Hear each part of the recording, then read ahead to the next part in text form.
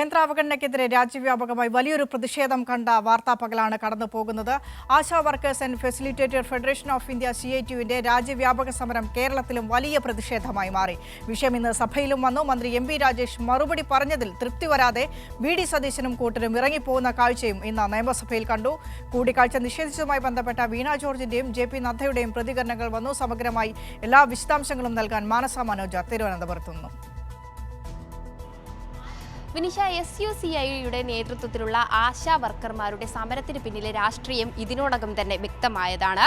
മാത്രമല്ല, സംസ്ഥാനത്ത് 26,000-ഓളം ആശമാരാണ് ഉള്ളത്. അതിൽ 400-450 പേരടങ്ങുന്ന SUCI സംഘടന മാത്രമാണ് ഇപ്പോൾ സമരവുമായി മുന്നോട്ട് പോകുന്നതും സെക്രട്ടേറിയറ്റിന് മുന്നിൽ ഇരിക്കുന്നതും. മാത്രമല്ല, ഇത്തരത്തിൽ CITU ഉൾപ്പെടെയുള്ളവർ നേരത്തെ സമരം ചെയ്തിരുന്നുവെങ്കിലും സംസ്ഥാന സർക്കാർ നൽകിയ ഉറപ്പിന്മേൽ സമരത്തിൽ നിന്ന് പിന്മാറുകയായിരുന്നു. ഒപ്പം തന്നെ അവർക്ക് നൽകിയ ഉറപ്പ് സംസ്ഥാന സർക്കാർ പാലിക്കുകയും ചെയ്തു. ഒപ്പം തന്നെയാണ് INTUC സംഘടന സമരത്തിൽ നിന്നും വിട്ടുനിൽക്കുകയാണ്. ഈ ഒരു പശ്ചാത്തലത്തിലാണ് UDFും BJPയും SUCI സംഘടനയ്ക്ക് പിന്തുണ പ്രഖ്യാപിച്ച് രംഗത്തെത്തുന്നതും. അതുകൊണ്ട് തന്നെ വരുന്ന തെരഞ്ഞെടുപ്പ് മുന്നിൽ കണ്ടുള്ള രാഷ്ട്രീയ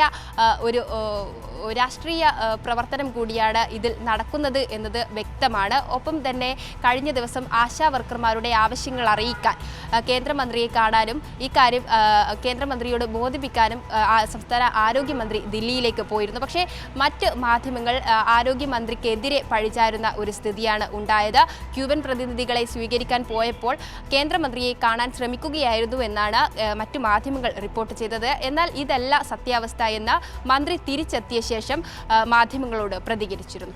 ഈ ഒരു അപ്പോയിൻമെന്റ് എടുത്ത സാഹചര്യവും കേന്ദ്രമന്ത്രിയോട് പറഞ്ഞതും വളരെ വ്യക്തമാണ്. പക്ഷേ അതിൻ്റെ പേരിൽ അല്ലെങ്കിൽ അങ്ങനെ ഒരു അപ്പോയിൻമെൻറ്റ് തേടിയത് കുറ്റകരമാണ്, ആ അപ്പോയിൻമെൻറ്റ് തേടിയതിനകത്ത് പ്രശ്നമുണ്ട് എന്ന് വരുത്തി തീർക്കാൻ ശ്രമിക്കുന്നത് വളരെ മോശമായിട്ടുള്ളൊരു കാര്യമാണ്. എന്നാൽ ദില്ലിയിലേക്ക് പോകുന്നതിന് മുൻപേ തന്നെ ഇമെയിൽ വഴി അനുമതി തേടിയുള്ള കത്ത് നൽകിയിരുന്നു എന്നത് വ്യക്തമായി കഴിഞ്ഞിട്ടുണ്ട്. എങ്കിൽ കൂടിയും മാധ്യമങ്ങൾ ഇത് മറച്ചു വെച്ചുകൊണ്ട് ആരോഗ്യമന്ത്രി പെട്ടെന്ന് കാണാൻ പോയി എന്ന് വരുത്തി തീർക്കാനുള്ള ശ്രമം തന്നെയാണ് ഉണ്ടായിരിക്കുന്നത്. മാത്രമല്ല, ഇന്ന് പാർലമെന്റിൽ വീണ്ടും കേന്ദ്ര ആരോഗ്യമന്ത്രിയോട് ഇക്കാര്യം ഉന്നയിച്ചപ്പോൾ വ്യക്തമായ ഒരു മറുപടി നൽകാതെ ഒഴിഞ്ഞു മാറുന്ന ഒരു സ്ഥിതിയാണ് ഉണ്ടായത്.